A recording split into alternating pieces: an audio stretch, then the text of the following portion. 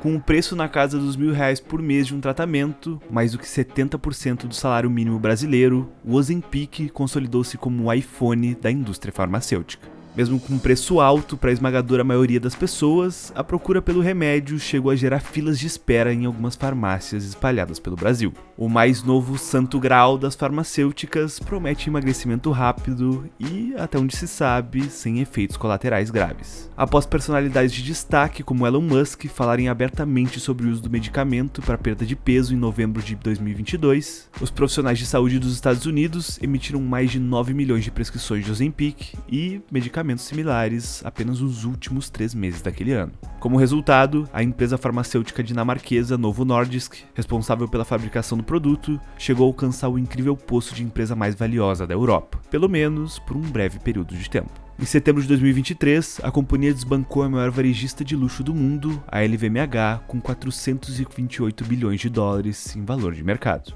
Só para você ter uma ideia, o valor da empresa superou o PIB da Dinamarca, o seu país sede, ultrapassando os 2 trilhões de reais. Mas, até o surgimento do Ozempic, a Novo Nordisk não era considerada uma gigante na indústria farmacêutica, muito menos no mercado de ações europeu. Pode-se dizer até que ela era razoavelmente desconhecida do público geral. No vídeo de hoje, vamos entender como e por que o Ozempic tornou-se um fenômeno mundial de vendas, reeditando o desempenho de remédios icônicos na história do setor farmacêutico, como o Viagra, da Pfizer. Mas antes, por favor, não se esqueça, já deixa teu like no vídeo, se inscreve no canal e ativa as notificações. Toda semana, as curiosidades mais interessantes do mundo dos negócios você encontra aqui no Curioso Mercado.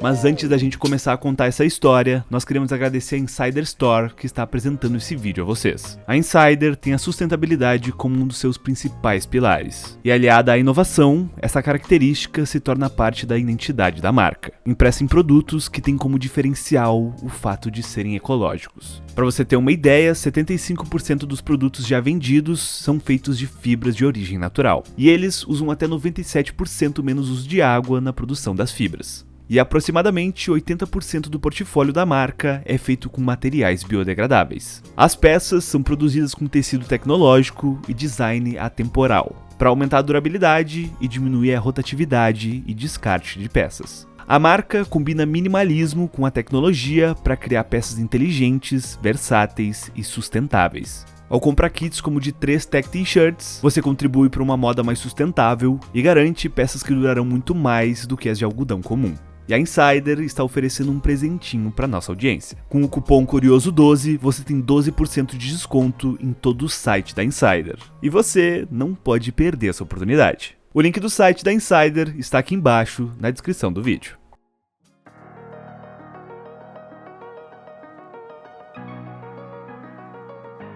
A busca pelo corpo ideal é uma preocupação global e afeta pessoas de todas as idades, gêneros e nacionalidades. E para muitos, o desconforto com o peso extra transcende a estética, já que a obesidade é uma doença crônica e está associada a diversos riscos à saúde. O acúmulo de gordura desencadeia um significativo processo inflamatório no organismo que pode levar a uma série de complicações. A Organização Mundial de Saúde estima que mais de 1 bilhão de pessoas no mundo têm obesidade. Nos Estados Unidos, por exemplo, cerca de 42% da população adulta é afetada por essa condição. Já no Brasil, estamos entre os maiores índices de obesidade do mundo. De acordo com a pesquisa Vigitel 2021 do Ministério da Saúde, 1 em cada 5 pessoas é considerada obesa no país, enquanto mais da metade da população, 57,2%, está acima do peso. O cenário é cada vez mais preocupante se considerarmos que esse número tem aumentado ano após ano.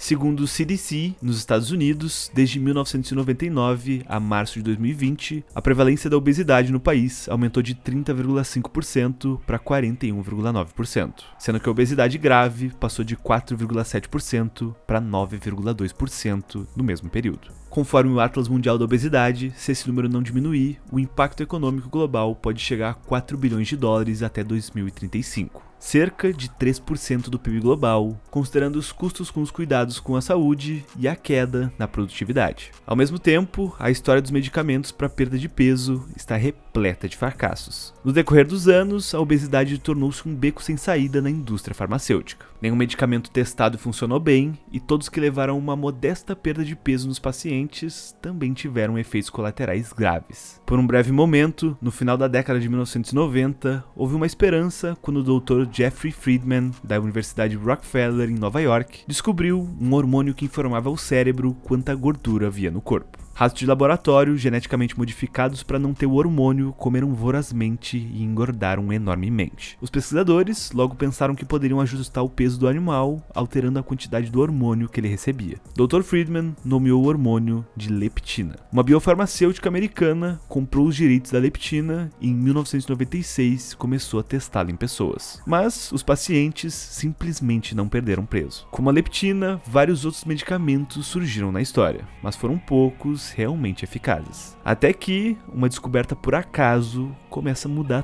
todo esse cenário.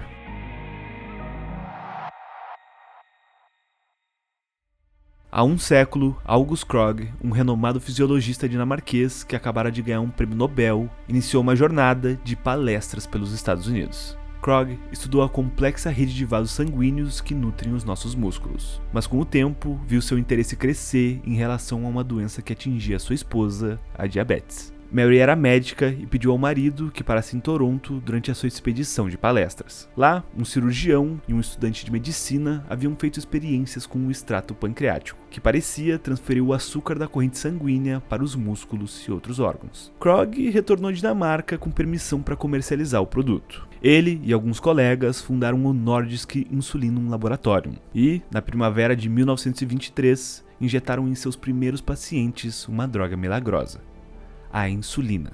No ano seguinte, 2 ex-funcionários da Nordisk, os irmãos Pedersen, decidiram deixar a empresa. A dupla fundou o Novo Therapeutisk Laboratorium e durante décadas as duas empresas rivalizaram, produzindo grande parte da insulina mundial. No início, eles operavam hospitais principalmente para pessoas com diabetes tipo 1, uma doença autoimune anteriormente fatal, na qual o corpo produz pouca ou nenhuma insulina. Já na segunda metade do século XX, o mercado cresceu.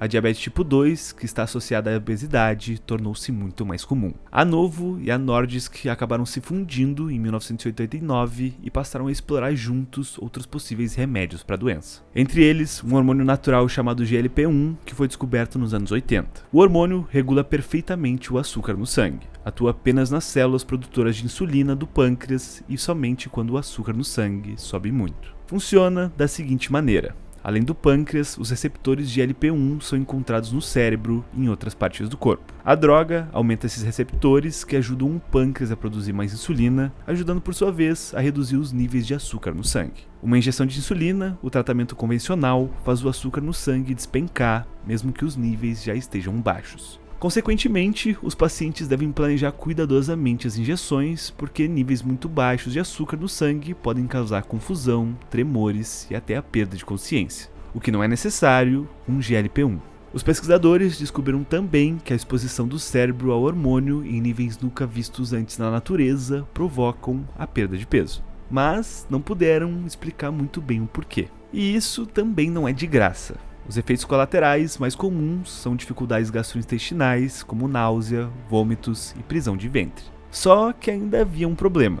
Quando o GLP-1 era injetado, ele desaparecia antes de chegar ao pâncreas. O remédio precisava durar mais. A solução desse problema resultaria em um dos medicamentos mais lucrativos do mundo. Na década de 1990, John Wang, um endocrinologista do Centro Médico do Veterans Affairs do Bronx, procurava na natureza hormônios interessantes que pudessem ser úteis para medicamentos em pessoas. Certa vez, o médico foi atraído pelo veneno de um lagarto conhecido como monstro de Gila. O animal mantinha os níveis de açúcar no sangue estáveis quando não tinha muito o que comer. Então, Dr. Eng decidiu procurar produtos químicos na saliva do lagarto. E ele encontrou uma variante do GLP-1 que durava mais tempo. O médico licenciou sua descoberta para pesquisadores que desenvolveram uma injeção que imitava o peptídeo do lagarto, mas que ainda tinha que ser usado 2 vezes por dia. Ao mesmo tempo, os cientistas da Novo Nordisk também estavam progredindo e desenvolveram seu próprio análogo do GLP-1.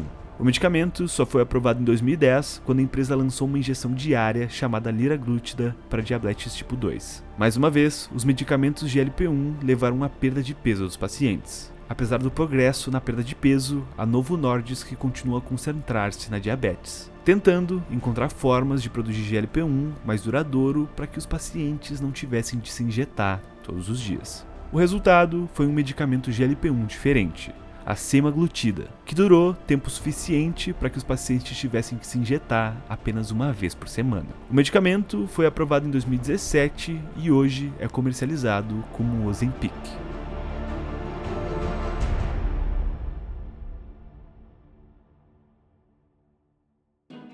Como era de se esperar, o Ozempic também causou a perda de peso, chegando em alguns casos em impressionantes 15% de perda. O número é 3 vezes maior do que os medicamentos que se utilizava até então.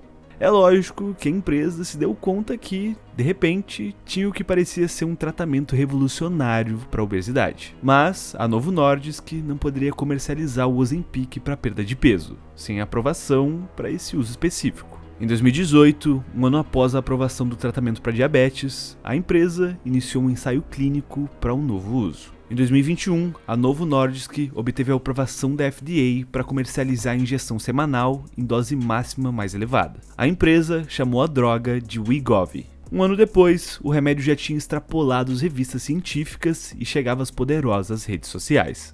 Em outubro de 2022, o empresário Elon Musk, um dos homens mais ricos e influentes do mundo, falou abertamente pela primeira vez sobre o uso do medicamento para perda de peso em seu perfil no Twitter, o atual X. Daí pra frente, meu amigo, o uso do remédio virou uma verdadeira febre. Com a viralização das redes sociais, surgiu até o desafio #OzempicChallenge, no qual celebridades e influenciadores alardeavam quantos quilos haviam emagrecido com a ajuda do remédio milagroso. Para você ter uma ideia, no TikTok, onde o desafio teve mais adeptos, o termo Ozempic tem mais de 1,3 bilhão de visualizações só em outubro de 2023. Na cerimônia do Oscar no ano passado, o momento em que os mais famosos e glamurosos de Hollywood se reúnem, o comediante Jimmy Kimmel fez piada com o uso desenfreado do remédio por celebridades. You look great. Everybody looks so great. When I look around this room, I can't help but wonder, is Ozempic right for me? O Ozempic estava na boca de todos, embora o Wegovy fosse um medicamento aprovado naquele ano para a obesidade. O remédio representou mais de 65% do total de prescrições no final de 2022. Já nos primeiros 6 meses de 2023, as vendas de Ozempic e Wegovy aumentaram 58% e 363%, respectivamente. O faturamento líquido da Novo Nordisk já somava mais de 15 bilhões de dólares no mesmo período. Em setembro de 2023, a companhia desbancou o grupo de luxo LVMH e chegou ao patamar de empresa mais valiosa da Europa. Mas o posto de número 1 não iria durar muito tempo.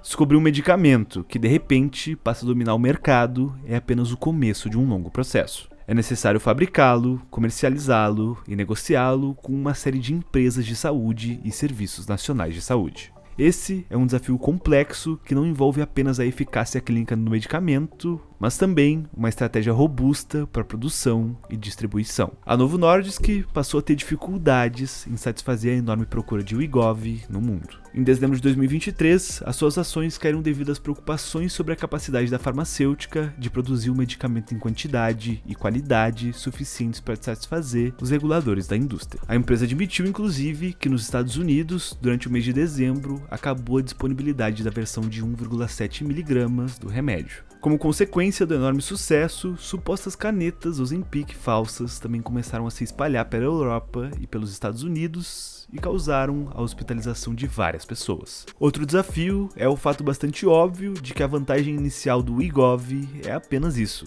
uma vantagem inicial. A Novo Nordisk está protegida da concorrência direta por suas patentes de medicamento, que normalmente duram 20 anos. Depois disso, qualquer empresa pode entrar no mercado e fabricar sua própria versão genérica do medicamento.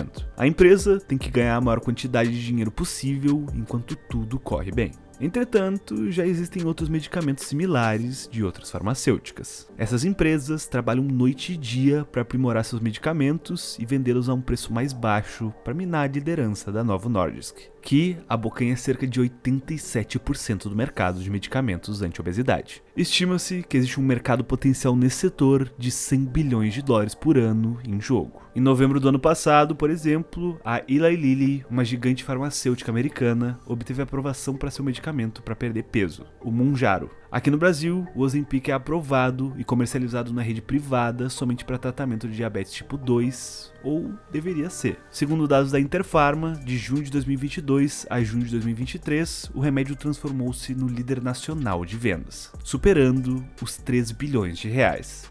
Simplesmente um fenômeno. Já o Wegovy foi aprovado em 2023 para tratar o sobrepeso e obesidade. A expectativa é que o remédio seja comercializado nas farmácias no início desse ano. O mais impressionante disso tudo é que, até agora, os pesquisadores não têm uma explicação lógica do porquê o Ozempic e o Wegovy são muito mais eficazes do que os outros medicamentos para perda de peso. Mas o fato é que os médicos e os pacientes têm sua própria conclusão.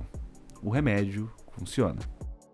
E se você gostou do nosso conteúdo, considera com carinho se tornar um membro do canal. Além de receber selos, conteúdos exclusivos, participar das enquetes e outros benefícios, você ajuda o Curioso Mercado a continuar produzindo conteúdo. Mas se você não quiser se tornar membro, você pode deixar seu like e se inscrever no canal, que é de graça. Toda semana, as curiosidades mais interessantes do mundo dos negócios você encontra aqui no nosso canal. Curioso Mercado, conteúdo para quem tem conteúdo.